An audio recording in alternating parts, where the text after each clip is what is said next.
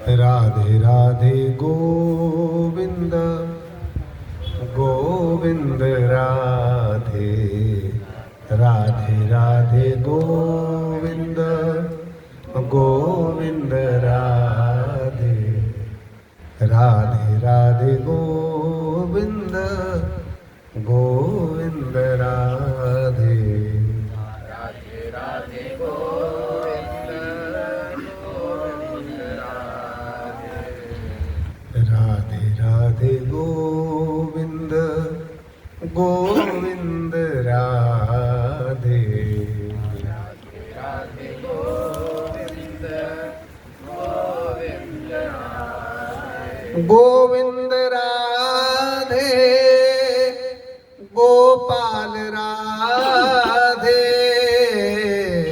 Govind Radhe Gopal Radhe YouTube पे चल रहा है ना। राधे राधे गोविंद गोविंद राधे राधे गोविंद गोविंद राधे राधे राधे गोविंद गोविंद राधे श्री राधे राधे गोविंद गोविंद राधे। बोलिए भक्तवत्सल भगवान की जय। हरि शरणम बुद्धि शरणम। तो अब तक हमने भागवत जी के महात्मा के विषय में सुना है, ठीक है। भागवत जी के महात्मा में कितने अध्याय होते हैं? 6 अध्याय। श्रीमद् भागवत जी के 6 अध्यायों की चर्चा हमने सुनी है, जिसमें सनकादिक ऋषियों के द्वारा भागवत जी के श्रवण की विधि को बतलाया गया है।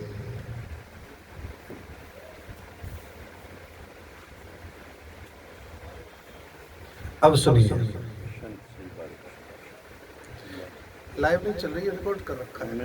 लाइव नहीं चल रही। लाइव उसमें अब पता नहीं क्या हो जाता है, लाइव आ ही नहीं रही है, इसलिए डाउनलोड करके फिर कर लूँगा। आप अपने में रिकॉर्डर लगा लो, ऐसे ही वॉइस रिकॉर्डर है, हाँ वो लगा लो, पीछे सुन लेंगे ना, बहुत अच्छा।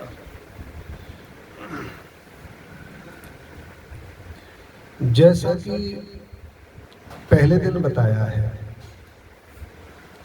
हमारे वैदिक हिंदू सनातन में, अपने अपना रिकॉर्ड कर लो, घर पे लिख लेना, ठीक है। सबने रिकॉर्ड कर रखा है, वेरी गुड।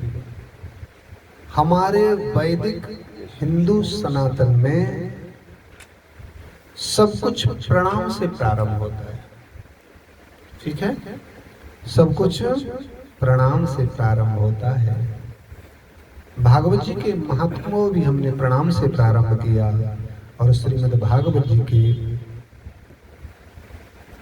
प्रथम अध्याय से, प्रथम स्कंद के प्रथम अध्याय से भी हम प्रणाम से प्रारंभ करते हैं।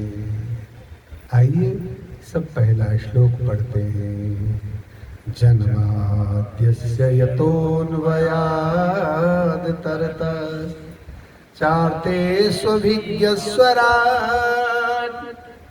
तेने ब्रह्महृदयाद् कवये मुह्यन्ति यत्सूरया तेजो वारी मृदां यथा विनिमयो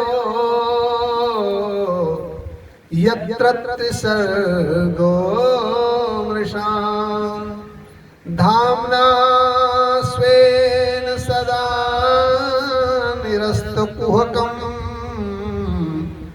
सत्यं परं धीमहि सत्यं परं धीमहि। ओ धर्मः प्रोज्झितकेतवोऽत्र परमो निर्मत्सराणां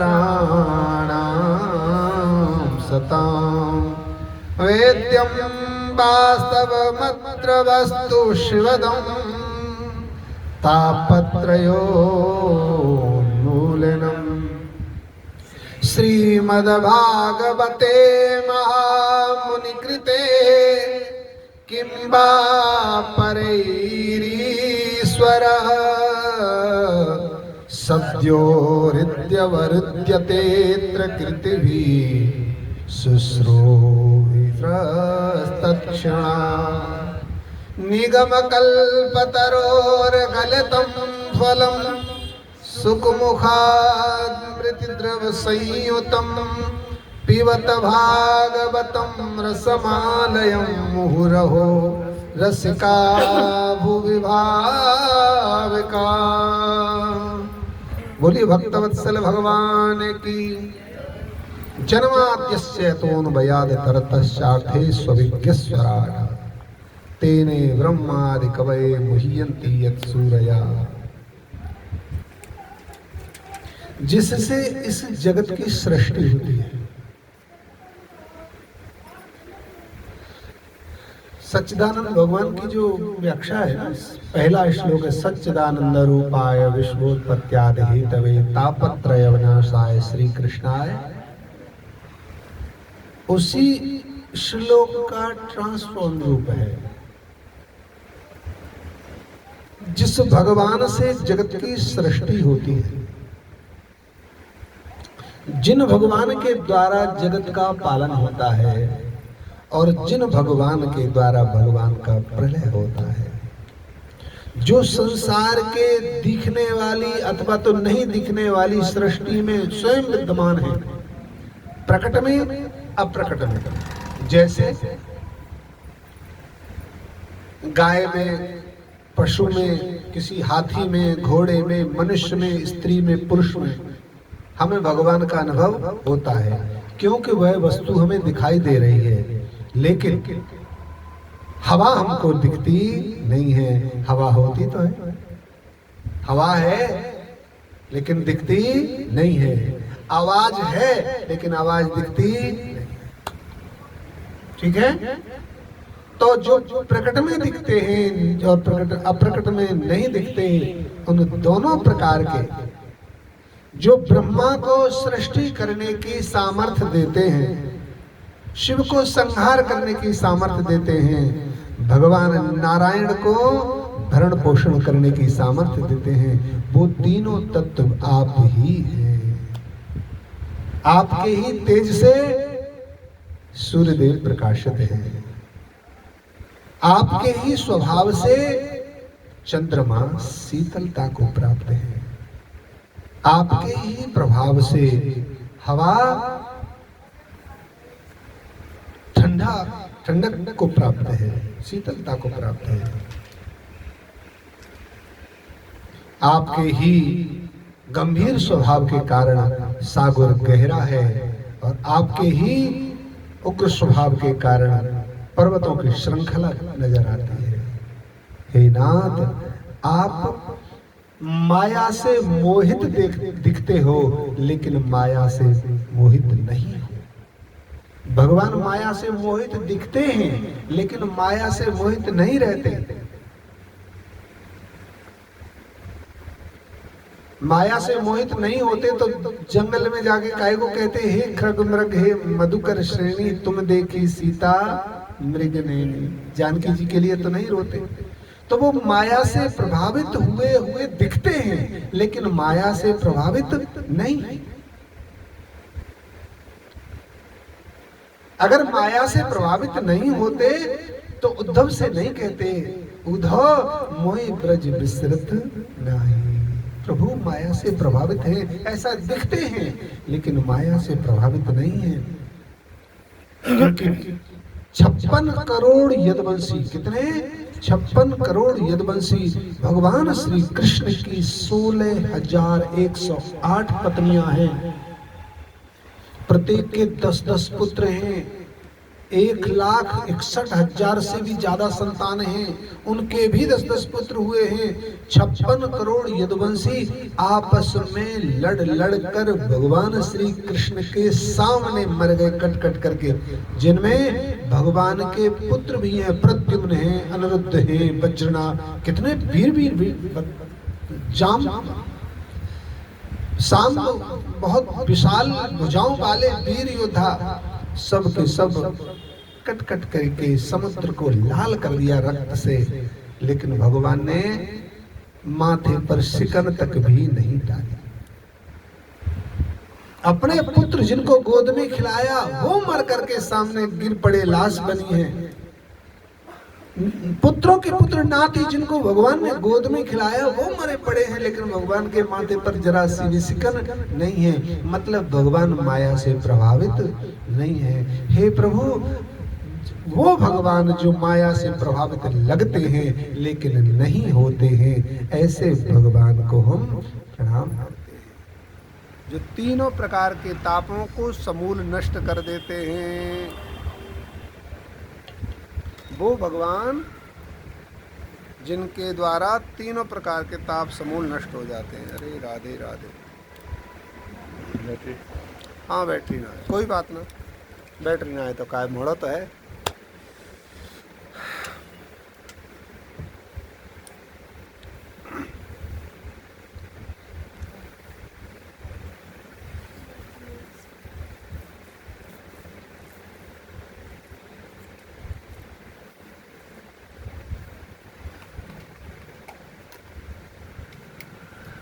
श्रीमद् भागवते महामुनिकृते किंबा परेरीश्वरः सद्यो यद्यवरुध्यते प्रतिभिः शुश्रूभिरस्तत्क्षणात्। इसका शब्दार्थ और भावार्थ अलग अलग है। किसी भी जीव की श्रीमद् भागवते महामुनिकृते, कोई और दूसरी भागवत नहीं। कौन सी? वह भागवत जो पूज्यपाद श्री सुखदेव भगवान के द्वारा गाई गई है, महर्षि वेद व्यास जी के द्वारा रची गई है। उस कथा को श्रवण करने की जब किसी के हृदय में लालसा उत्पन्न हो जाए, ध्यान से सुनो, यही बोलना है तीसरे श्लोक का अर्थ। श्री सुखदेव भगवान के मुख से निश्चित श्रीमद् भागवत कथा जो श्री महर्षि वेद व्यास जी के द्वारा विरचित है, जब किसी के हृदय में भागवत कथा सुनने की इच्छा जागृत हो जाए, कथा सुनने सुनाने का संकल्प उदय हो जाए, कथा कहने और सुनने की भावना उदय हो जाए, श्री सूत जी कहते हैं उसी क्षण तत्क्षण भगवान श्री श्याम सुंदर उसके हृदय को अपना घर समझ करके उसमें विराजमान हो जाते हैं। यह भागवत क्या है? निगम कल्प तरोर गलितम फलम सुखम द्रव्यमत संयुतम पिबत भागवतम रसमालयम मुहुरहो रसा। निगम किसे कहते हैं? वेदों को कहते हैं। वेद मेरा भेद है और मैं वेदन के माई। भगवान कहते हैं ये सारे वेद मेरे जानने का रहस्य है, वेदों के द्वारा मुझे जाना जा सकता है। और उन्हीं वेदों का, जैसे वेदों को वृक्ष मान लीजिए, वेदों को वृक्ष मान लीजिए। अब वृक्ष की शोभा तो उसका फूल होता है और फूल की शोभा उसका फल होता है। उसी प्रकार से वेद रूपी कल्प वृक्ष का जो फल है, कैसा फल है? इस पर ना छिलका है, न इसमें गुठली है, रस ही रस है। न छिलका न गुठली, बिना छिलका और गुठली वाला परिपक्व एकदम रसीला फल है। और इसको प्रमाणित सुखदेव जी के द्वारा किया गया है। हमारे गुरुजन, हमारे बुजुर्ग कहते हैं तोता उसी फल को चोंच लगाता है जो फल पका हो, अथवा तो तोता के फल से चोंच लगाते ही वह फल पक जाता है। उसी प्रकार से पके हुए फल को तोता ने चोंच लगाई है, तो इसका मतलब है निश्चित ही यह फल परिपक्व और रस से परिपूर्ण है। तो इसे कितना खाना चाहिए, कैसे कैसे खाना चाहिए? बोले खूब खाओ, जब इच्छा हो तब खाओ, सुबह खाओ, शाम खाओ, रात को खाओ, सुबह रात्रि में खाओ, काट कर खाओ, बिना काट के खाओ, टुकड़ा करके खाओ, खंड खंड करके खाओ, साबुत खा लो, इसे जूस बनाकर खा लो। कितने प्रकार से खाया जाता है। उसी प्रकार से भागवत कथा को कितना पिबत भागवतम रसमालय, इस भागवत को कितना सुने, कैसे सुने, कब सुने? सूत जी कहते हैं, हे महापुरुष, हे साधुजनों, यह वह ग्रंथ है, इसे कभी भी सुनो, कितना भी सुनो, किसी के भी मुख से सुनो, और कोई भी सुने, कभी भी किसी भी अवस्था में सुने, इसको सुनने से मंगल ही मंगल होता है। आचार्य जी इतनी बात समझ में आ गई? फिर पुनः तो नहीं दोहराना है, जरूरत पड़े तो फिर वीडियो में से समझ लेना, ठीक है? आगे ऋषियों ने पूछा, त्वया खलु वेद पुराणानि सेतघासानि चानघः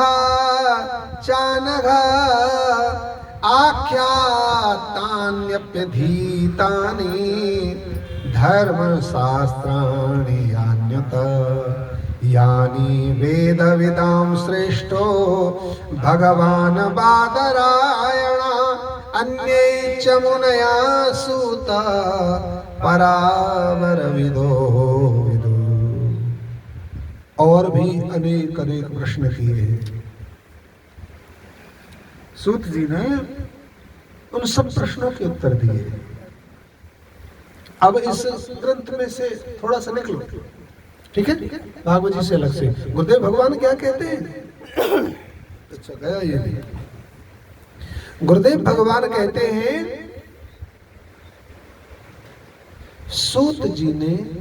सूत जी से शौनक जी ने 6 प्रश्न किए।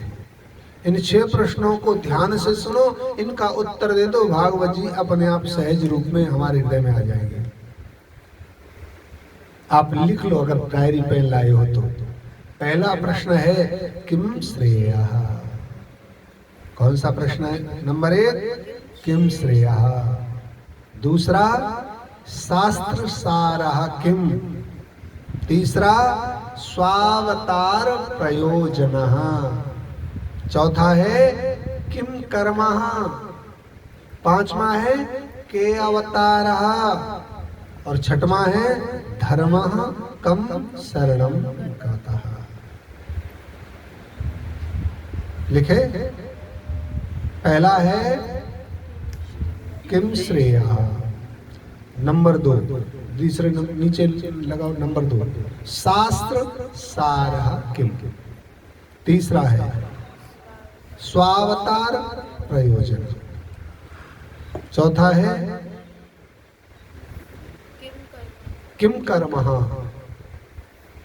पांचवा है के अवतारः।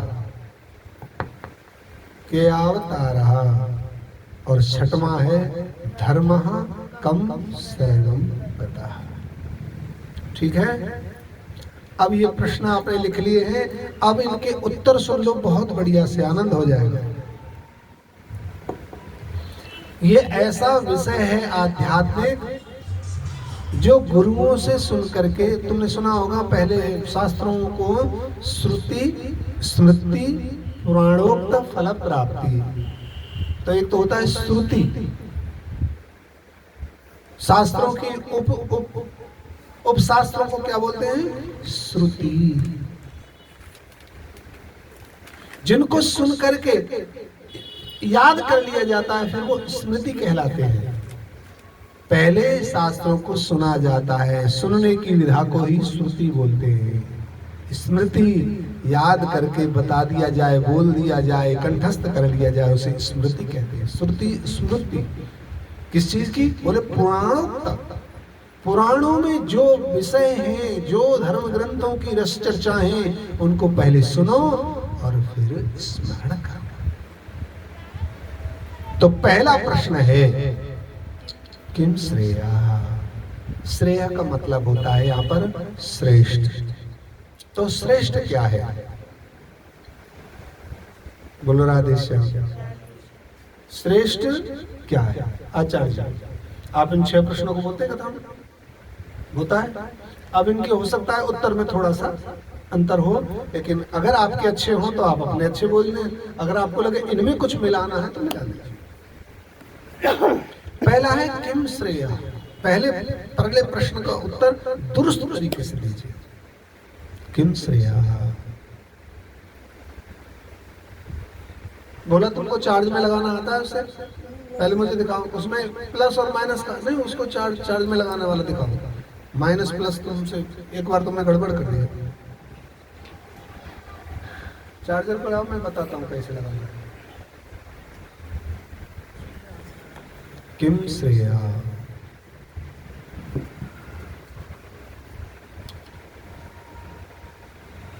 ठीक है, ये इस तरह से ठीक है, प्लस इधर ही होना चाहिए।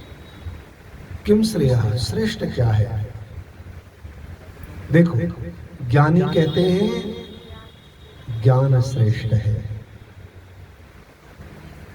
जो विद्वान होते हैं उनको अपने सामने कोई भी अच्छा नहीं लगता है, उनको लगता है सिर्फ ज्ञान श्रेष्ठ है। जितना उन्होंने अर्जित कर लिया है वही श्रेष्ठ है, जितना वो जानते हैं। ज्ञानी किसी भी बात को या किसी और की बात को ऊपर आने नहीं देते। उनको लगता है संसार में जितना मुझे ज्ञान है बस उतना ही है, उससे ना ज्यादा है ना कम। तो ज्ञानी को लगता है ज्ञान श्रेष्ठ है। समझ में आ गया?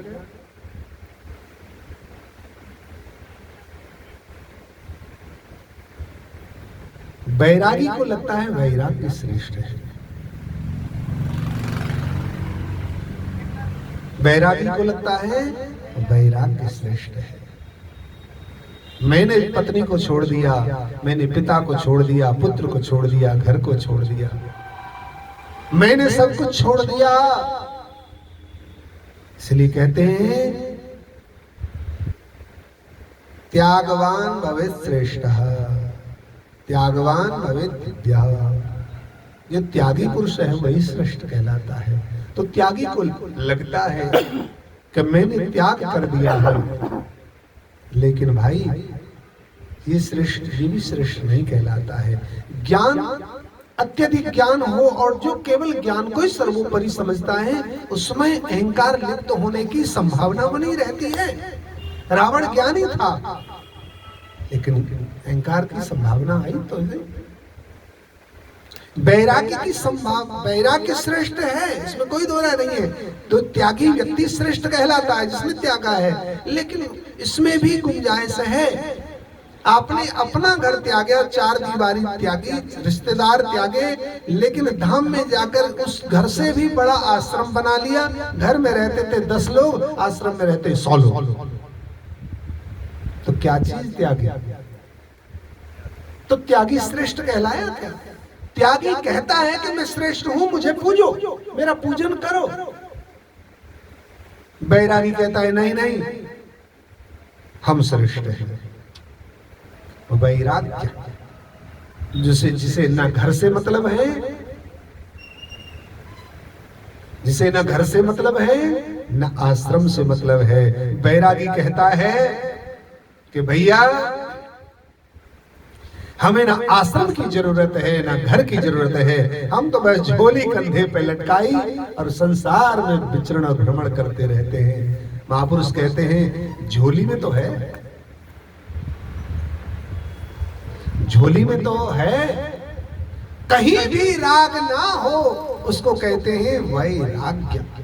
जो बिना राग के हो, शून्याति शून्य परिपृष्ठ पर उपस्थित रहे, उसका नाम है वैराग्य। हमारे सामने हमारे घर में आग लग जाए और हम घर की आग को बुझाने के लिए 1 गिलास पानी भी न डालें, उसका नाम है वैराग्य। ठीक है? तो ज्ञानी कहता है ज्ञान श्रेष्ठ, वैरागी कहता है वैराग्य श्रेष्ठ। अच्छा, ध्यानी क्या कहते हैं? ध्यान लगाओ। ध्यानी कहते हैं ध्यान सर्वश्रेष्ठ है। यज्ञाचार्य क्या कहते हैं? यज्ञ वही विष्णु, यज्ञ ही भगवान विष्णु है, इसलिए यज्ञ श्रेष्ठ है। किसी ने राजा नृग से पूछा, आपकी दृष्टि में श्रेष्ठ क्या है? भागवत इसका प्रमाण है। नृग ने कहा, दान ही सर्वश्रेष्ठ है, दान ही सर्वश्रेष्ठ है। एक ब्राह्मण को गाय दान कर दी और वह गाय बीच मार्ग में उस ब्राह्मण से छूट करके फिर लौट कर गौशाला में आ गई। अगले दिन वही गाय फिर किसी दूसरे ब्राह्मण को दान कर दी। जब वो गाय लेकर जा रहा है, वो लौट कर आ रहा है, पहले वाले ने पहचान लिया तो मेरी गैया है, भैया ये मेरी गैया है। नहीं नहीं, राजा ने दान दी है। दोनों राजा के सामने आ गए। राजा ने, ये वो गाय है जो आपने कल मुझे दान की, और दूसरा ब्राह्मण कह रहा है, ये वो गाय है जो आज मैंने तुमसे दान की। पहला वाला कहता है मुझे मेरी गाय चाहिए, दूसरे वाला कहता है मुझे मेरी वही गाय चाहिए जिसको मैंने दान में लिया है। अब राजा एक गाय को दो लोगों को तो दे नहीं सकता। एक से कहा, भैया तुम इस गाय के बदले 100 गाय दान ले लो। ब्राह्मण कहता है 100 दान लेनी होती तो पहले ही मैं 100 गाय ले जाता, मुझे एक चाहिए। एक बार ही जीवन में गाय दान ली है मैंने, एक बार ही लूंगा, मुझे इसलिए वही गाय चाहिए। राजा कहां से दे? राजा ने एक ब्राह्मण को कहा, आप इस गाय को ले जाओ। दूसरे ब्राह्मण ने कहा, अरे तो रंग पलटता है गिरगिट जैसा, जा मैं तुझे श्राप देता हूं, तू अनंत समय के लिए गिरगिट बन जा। और उस गिरगिट का उसने कहा, भगवान लेकिन मेरी इसमें भूल तो नहीं थी, क्षमा कर दो, मेरे प्रायश्चित का कोई काल तो बताओ। कहते कृष्ण भगवान आएंगे तो उद्धार करेंगे। दानी कहता है कि दान श्रेष्ठ है, लेकिन दान श्रेष्ठ होता तो राजा नृग अनंत काल के लिए गिरगिट नहीं बनता। ब्रह्मचारी कहता है कि ब्रह्मचर्य श्रेष्ठ है, विद्यार्थी कहता है विद्याध्ययन श्रेष्ठ है, लेकिन विद्याध्ययन का परिणाम धन होता है, प्रतिष्ठा होती है। ब्रह्मचारी कहता है ब्रह्मचर्य श्रेष्ठ रहता है, लेकिन ब्रह्मचर्य श्रेष्ठ नहीं। तो फिर श्रेष्ठ क्या है? गुरुजन कहते हैं भक्ति श्रेष्ठ है, सबसे श्रेष्ठ भक्ति है। भगवान की भक्ति करो। धर्म न अर्थ न काम रुचि, गति न चहो निर्माण, जन्म जन्म सिया राम पद, यह वरदान न आना। अपने युगल सरकार की प्रिया प्रियतम के प्रेम में मग्न रहे, आस्वादन करता रहे उनके रस रंग रीति का, यही प्रेम सर्वश्रेष्ठ है। तो पहले प्रश्न का उत्तर है किम श्रेयाः, श्रेष्ठ क्या है? तो श्रेष्ठ क्या है बोलो? भक्ति। और भक्ति किसकी? भगवान श्री श्याम सुंदर की, युगल सरकार की भक्ति, प्रिया प्रियतम की भक्ति ही श्रेष्ठ है। दूसरा प्रश्न क्या है? शास्त्र सार। शास्त्रों का सार क्या है?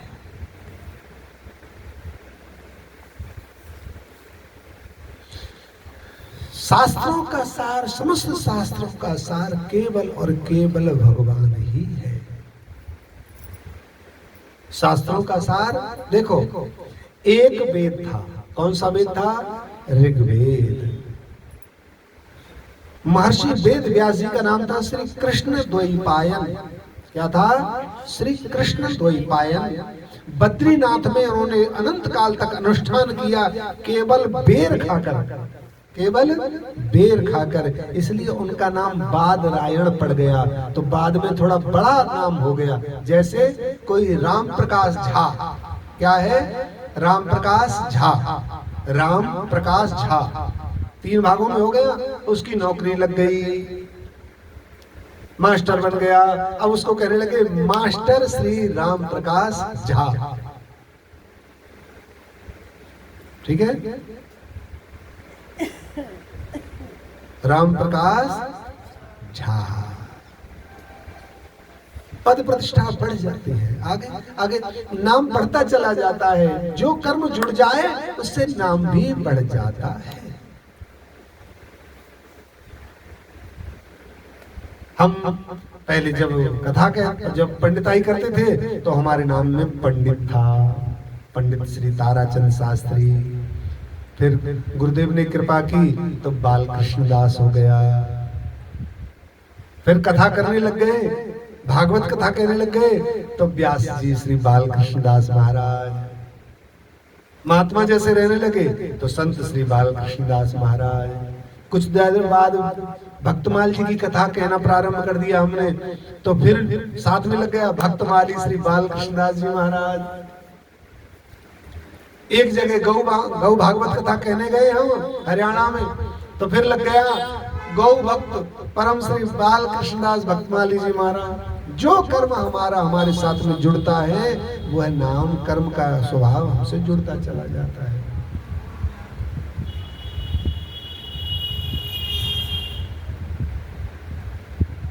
महर्षि वेद व्यास जी का नाम है कृष्ण द्वैपायन। जब उन्होंने बेर से अनुष्ठान किया तो बादरायण कृष्ण द्वैपायन। एक वेद के विस्तार करने के कारण व्यास कहते हैं विस्तार को एक वेद से कितने किए?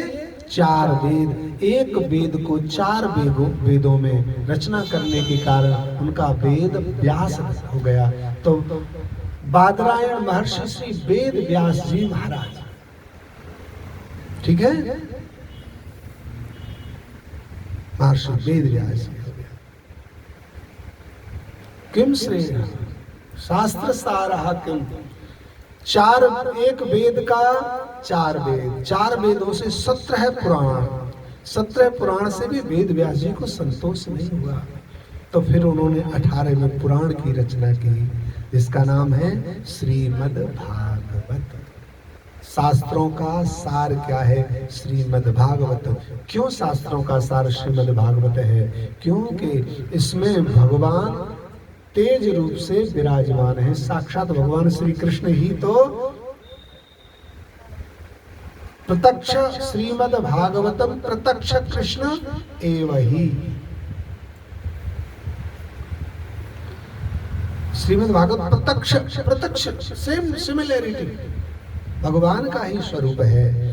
तो किम श्रेया शास्त्र सारः किम। शास्त्रों का सार क्या है? बोले शास्त्रों का सार है भगवान की प्राप्ति, भगवान के प्रेम की प्राप्ति, भगवान का दर्शन, भगवान की कृपा की प्राप्ति ही शास्त्रों का सार है।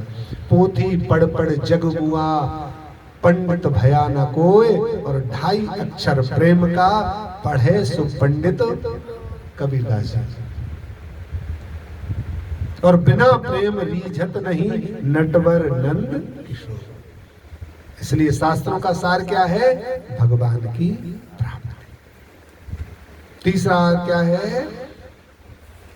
दो प्रश्नों के उत्तर मिल गए। किम श्रेयः शास्त्र सारा किम। स्वावतार, भगवान के अवतार लेने का क्या प्रयोजन है? देखो भैया, भगवान के लेने का एक ही प्रयोजन है, अपने भक्तों पर कृपा।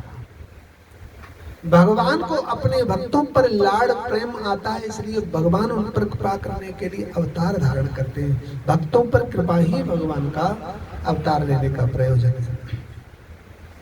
कोई कहते तो दूसरा कारण क्या है? तो दूसरा कारण भगवान श्री कृष्ण श्रीमद् भगवद गीता में अर्जुन को उपदेश देते हुए कहते हैं, यदा यदा धर्मस्य ग्लानिर्भवति भारत अभ्युत्थानं धर्मस्य तदात्मानं सृजाम्यहम् परित्राणाय साधूनां विनाशाय च दुष्कृतां धर्म संस्थापनार्थाय संभवामि युगे युगे। आहा, इसलिए आते हैं भगवान जब अधर्मियों का बोलबाला हो जाता है। भगवान कहते हैं पृथ्वी भगवान के पास जाती है, हे प्रभु अब मेरी रक्षा करो। पृथ्वी कहती है विशाल पर्वतों की श्रृंखला है, उन पर्वतों की विशाल श्रृंखला से मुझे बोझ नहीं लगता। अकूत जल भरा पड़ा है मेरे ऊपर, लेकिन उस अकूत जल से मुझे बोझ नहीं लगता। बड़े बड़े विशाल पशुओं की कतार है, असंख्य पशु हैं, जीव जंतु हैं, उनके बोझ से मुझे बोझ नहीं लगता है। लेकिन भगवान, जब अपराध और पाप और पापी बढ़ जाते हैं तो उससे मुझे भयानक बोझ लगता है। जब अधर्म बढ़ता है तब मुझे भार लगता है। गोस्वामी तुलसीदास जी कह रहे हैं, इस पर गोस्वामी तुलसीदास जी कह रहे हैं, जब जब होए धर्म के हानि, जब जब होए धर्म के हानि, बाढ़े अधम असुर अधम अभिमानी तब तब धरी हरि विविध शरीरा, तब तब धरे हरि विविध शरीरा, हरहि कृपा निधि सज्जन। भगवान का अवतार जो होता है, जब अधर्मी बढ़ जाते हैं तो धर्म की धर्म संस्थापनार्थाय संभवामि युगे युगे। सतयुग में हिरण्याक्ष हिरण्यकश्यपु ने भयंकर तबाही मचा दी सनातन धर्म की, उनका संहार करने के लिए भगवान बाराह और नरसिंह रूप धारण करके आए। रावण कुंभकर्ण ने त्रेता युग में तबाही मचाई तो भगवान राघव सरकार और लक्ष्मण के साथ में प्रकट हुए। बड़े बड़े राक्षस हुए, शिशुपाल, दंतवक्र, उन्होंने द्वापर युग में तहलका मचा रखा था, सनातन धर्म को हानि पहुंचा रहे थे। भगवान ने श्याम सुंदर रूप में कंस आदि राक्षसों को मारकर संहार किया। कलयुग में भी मेरे प्रभु आने वाले हैं। कलयुग के राक्षसों का भी संहार करने के लिए भगवान कलयुग में भी आएंगे। उत्तर प्रदेश के संभल जिले में, कौन से गांव में आएंगे? मुरादाबाद जिला संभल मुरादाबाद, उत्तर प्रदेश के मुरादाबाद जिले के संभल नामक गांव में भगवान कल के अवतार लेंगे। मुरादाबाद जिला है, उसमें संभल नाम का ग्राम है। संभल के नजदीक तब भगवान का प्राकट्य होगा। तो 3 प्रश्नों का जवाब मिल गया। पहला, किम श्रेयः शास्त्र सारः, किम स्वावतार प्रयोजन। तीसरा है किम कर्मः,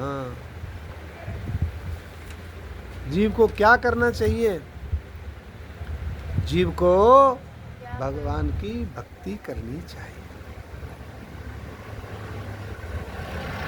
क्या करना चाहिए? भगवान की भक्ति करनी चाहिए, निस्वार्थ रूप में, निस्वार्थ भाव से भक्ति करनी चाहिए। अब कैसी भक्ति करनी चाहिए, ये विचार करना है।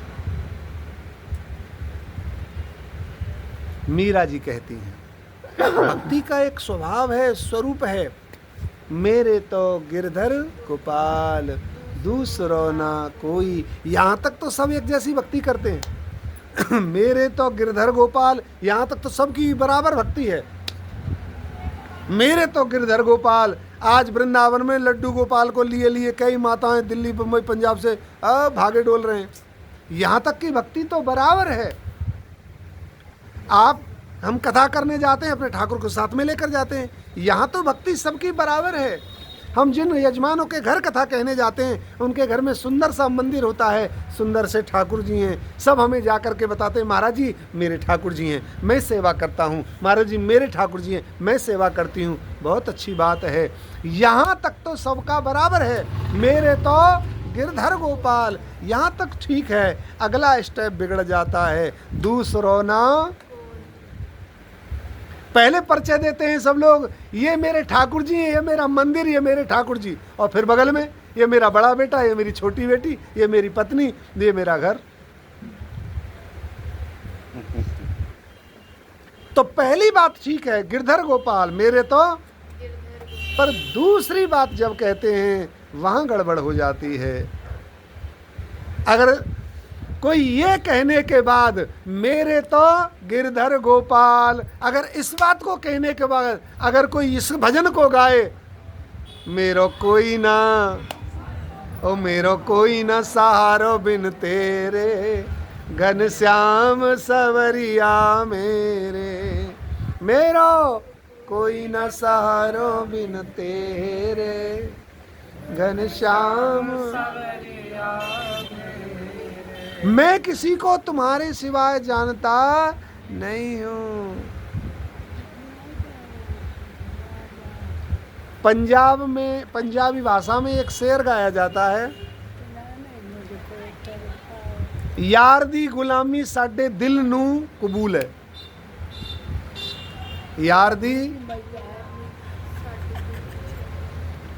पंजाब, आधा पंजाब पाकिस्तान से बना हुआ है, आधे पाकिस्तानी पंजाब में रहते हैं, इसलिए वहाँ पर उर्दू अल्फाजों का प्रयोग किया जाता है। तो जो यारदी शब्द है ये पंजाबी है, जो गुलामी है वो उर्दू अल्फाज। तो यारदी गुलामी साडे दिल दा उसूल है। हमें केवल अगर गुलामी करनी है तो कृष्ण की करनी है, प्रभु की करनी है, और किसी की नहीं करनी। यार दी गुलामी साडे दिल दा उसूल है।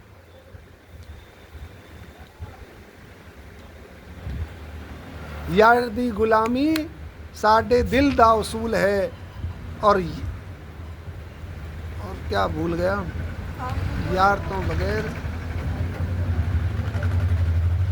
यार तो बगैर साडी जिंदगी फजूल है। यार तो बगैर साडी जिंदगी फजूल है। समझ लो इसे। जब आशिकाना अंदाज में भगवान के लिए शब्द कहा जाता है, एक चित्र विचित्र ने भजन गाया है, कमली वाला मेरा यार है। कौन सा है? काली कमली वाला। काली कमली वाला मेरा यार है। तो यार शब्द कोई बुरा नहीं है। सुदामा जी ने बार बार कहा है, मेरा यार है कन्हैया, मैं उस से जा मिलूंगा,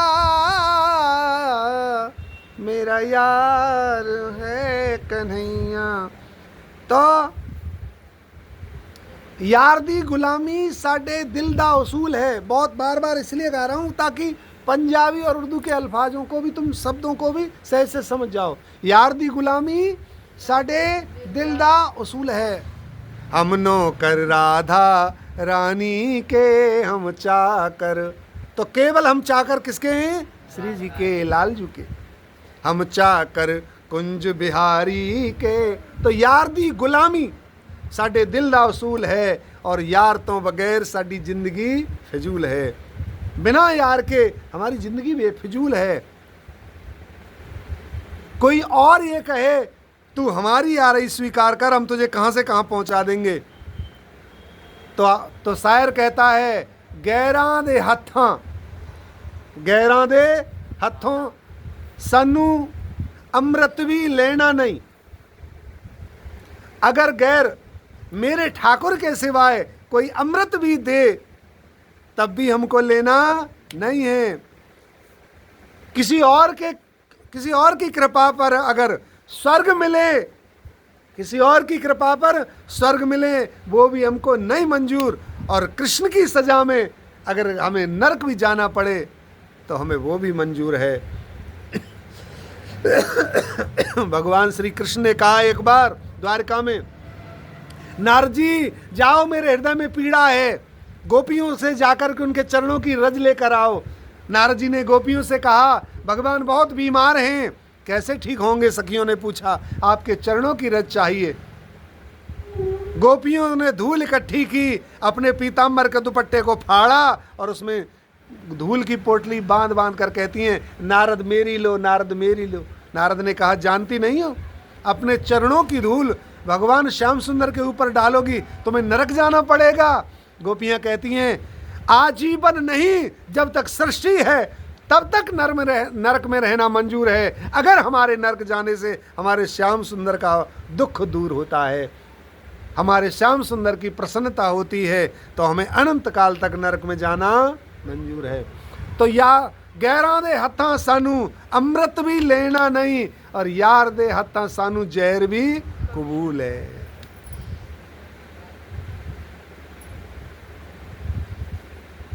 तेरे कांटों से भी प्यार, तेरे फूलों से भी प्यार, तू जो भी देना चाहे दे दे ओ मेरे करतार। सुख भी मुझे प्यारे हैं, दुख भी मुझे प्यारे हैं, छोड़ूं मैं किसे दाता, दोनों ही तुम्हारे हैं। भगवान की भक्ति श्रेष्ठ है। और चौथा क्या है, पांचवा, कितने अवतार हुए? ऐसे तो भगवान के अनंत अवतार हैं। जिस भक्त को जब जरूरत पड़े भगवान तभी अवतार ले लेते हैं। बताओ, वेदों में नाई अवतार है, भगवान ने लिया? नाई अवतार लिया कि नहीं? नहीं लिया। सेन नाई के यहाँ पर भगवान अवतार लेकर नाई नहीं बने? तो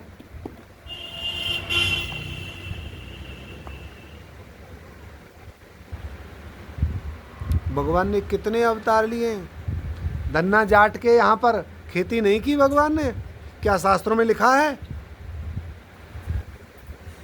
क्या द्रौपदी का चीर बढ़ाते समय भगवान ने चीर का अवतार नहीं लिया? क्या द्रौपदी के अक्षय पात्र में भगवान ने तृण अवतार नहीं लिया? भगवान को जब भक्तों को आवश्यकता पड़ती है, भक्त की आवश्यकता के अनुसार, ध्यान से सुनिए, जब भगवान प्रकट होते हैं वही भगवान का अवतार कहलाता है। सोचिए, भगवान बैल गाड़ी हाँकने वाले नहीं बने। किसकी बैलगाड़ी हाँकी? नरसिंह भगत की। क्या वेद शास्त्रों में लिखा है कहीं कि गाड़ी हाँकने वाले बनेंगे? रथ हाँकने वाला तो फिर भी बन गया, पर बैलगाड़ी वाले बनेंगे? भात भरने वाला भतैया बनेगा? भातई अवतार कहीं लिखा है? भगवान के भक्तों को जब भगवान की जिस रूप में आवश्यकता है, भगवान उसी रूप में प्रकट हो जाते हैं। भगवान के अनंत अवतार हैं। फिर भी हमारे शास्त्रों में, हमारी भागवत कथा के अनुसार भगवान के कुल 24 अवतार कहे गए हैं। कितने? 24 अवतार कहे गए हैं। इन 24 अवतारों में भी राम कृष्ण के 2 अवतार अति विशेष हैं, जिन्हें दशावतार कहते हैं। तो भगवान के कितने हुए? 24 अवतार। इन 24 अवतारों की कथा आगे तीसरे अध्याय में आती है, तृतीय स्कंद में। और धर्म कम शरणम गतः, ये है 6वां प्रश्न। धर्म किसकी शरण में गया? धर्म किसकी शरण में गया? राजा परीक्षित को समाचार दिया, जब भगवान श्री कृष्ण ने 16,108 पत्नियों को ब्रज में भेजा वज्रनाभ के साथ में, तो सब की सब पत्नियां गोवर्धन आईं, और गोवर्धन में श्री उद्धव जी के द्वारा भागवत कथा सुनने लगी। वहीं पर परीक्षित बैठे थे। एक मंत्री आया घोड़े पर बैठ करके, उसने कहा भगवान की दुहाई हो, सरकार आपकी जय जयकार हो। कहो मंत्री कैसे आए? बोले भगवान, एक भयानक विशाल अपराजय एक दैत्य आया हुआ है, वो हमारे राज्य में एक बैल को कुठाराघात कर रहा है। भगवान, उसने 3 पग तो काट दिए हैं, चौथे पर कुठार चल रहा है। 3 पग कौन कौन से कट गए? सत्य, तप, सत्य, तप, दया। चौथा पांव कौन सा है? दान। धर्म को कुठाराघात हो रहा है।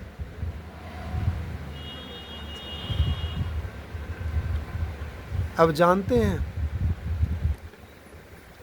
तो चौथा पांव बचा है। किसका बचा है?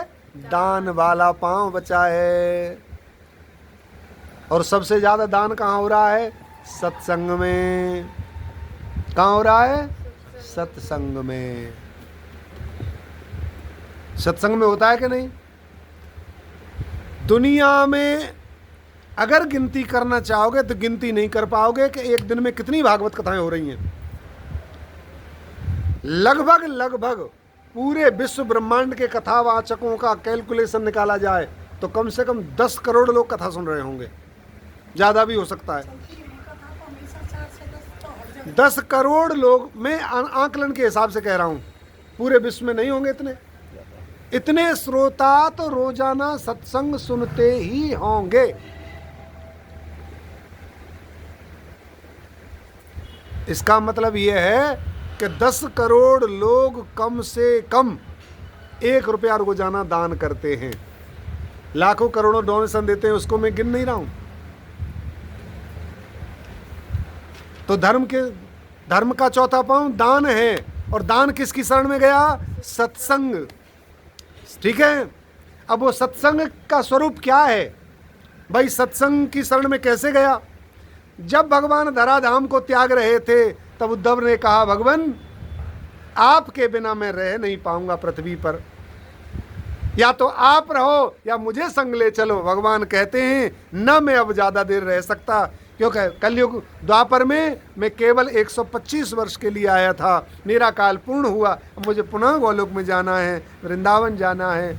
तो भगवान 125 वर्ष बाद जब जाने लगे, उद्धव ने कहा तो मुझे साथ ले चलो। प्रभु कहते हैं मैं यहाँ रह नहीं सकता और तुझे अपने साथ ले नहीं सकता, तो भगवान कोई संबल दीजिए मुझे। तब भगवान ने अपना प्रकाश स्वरूप श्रीमद् भागवत जी में पुनर्स्थापित कर दिया, और भगवान ने कहा जहाँ जहाँ यह कथा होगी, जहाँ जहाँ यह भागवत का सत्संग होगा, वहाँ पर मेरी उपस्थिति दर्ज रहेगी, क्योंकि धर्म की रक्षा केवल और केवल भगवान कर सकते हैं। तो आज युग में भागवत स्वरूप भगवान ही धर्म की रक्षा कर रहे हैं। तो एक स्वरूप से ये कहा जाए तो धर्म किसकी शरण में गया है? भगवान की में। भगवान मतलब भागवत जी की में, भागवत मतलब सत्संग की में है। और सत्संग और भागवत किसके द्वारा प्राप्त होती है? संतों के द्वारा। इसलिए प्रेम से कहिए, संतन के संग लाग रे तेरी अच्छी बनेगी, संतन के संग लाग रे तेरी अच्छी बनेगी। भक्तवत्सल भगवान की। 6 प्रश्नों के उत्तर मिल गए कि नहीं? अब श्री सुखदेव जी महाराज, श्री सूत जी महाराज से शौनक जी प्रश्न कर रहे हैं। अब यहाँ के आगे के जो प्रश्न हैं ये बड़े विशेष हैं। 3 प्रश्न किए जाएंगे, इन तीनों से भागवत कथा प्रारंभ होगी। 6 प्रश्न बहुत अच्छे से समझाए हैं, दोबारा इसमें सुन लेना।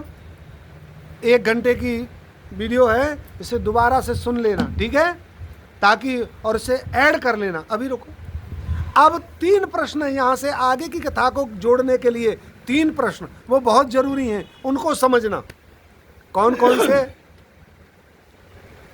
पहला प्रश्न, हे भगवान, श्रीमद् भागवत कथा का कहाँ से प्रादुर्भाव हुआ? कहाँ से भागवत कथा आई? किसने इस भागवत की रचना की? ठीक है?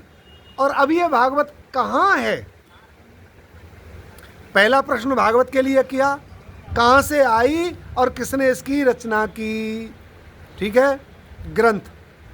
अब ग्रंथ की कथा कहने के लिए वक्ता चाहिए, तो इसके प्रमुख रूप से वक्ता कौन है? श्री सुखदेव भगवान। तो दूसरा प्रश्न है, सुखदेव भगवान का प्रादुर्भाव कैसे हुआ, कहाँ हुआ, वह हम सुनना चाहते हैं। और फिर जब वक्ता हो गया, कथा भी हो गई, कथा का वक्ता भी हो गया, अब तीसरा कौन चाहिए? श्रोता। हे भगवान, इसका मुख्य श्रोता राजा परीक्षित है। तो परीक्षित इतना धर्मज्ञ था, जिसने भगवान कृष्ण का भी संग किया, धर्मराज युधिष्ठिर का भी संग किया, माँ द्रौपदी का भी संग किया, भगवान श्री कृष्ण की बहन सुभद्रा का भी संग किया, द्रौपदी का भी संग किया, धर्म स्वरूप विदुर जी का भी संग किया, फिर भी इससे ऐसी गलती कैसे हो गई, कैसे इसको श्राप लगा? परीक्षित के बारे में भी हम सुनना चाहते हैं। तो 6 प्रश्नों के बाद फिर अगला प्रश्न किया है, कैसे भागवत जी की रचना हुई, सुखदेव भगवान का जन्म कैसे हुआ, परीक्षित को श्राप कैसे लगा, जन्म और श्राप की कथा हम सुनना चाहते हैं। और इसके ही क्रम में फिर भागवत कथा आगे से द्वितीय अध्याय में प्रवेश कर जाती है। होता है कि नहीं ये क्रम? राजा परीक्षित और सुखदेव भगवान का मिलन अगले दिन की कथा में हो ही जाता है। तो ये कथा फिर आप तीनों क्रमों को कल सुनेंगे।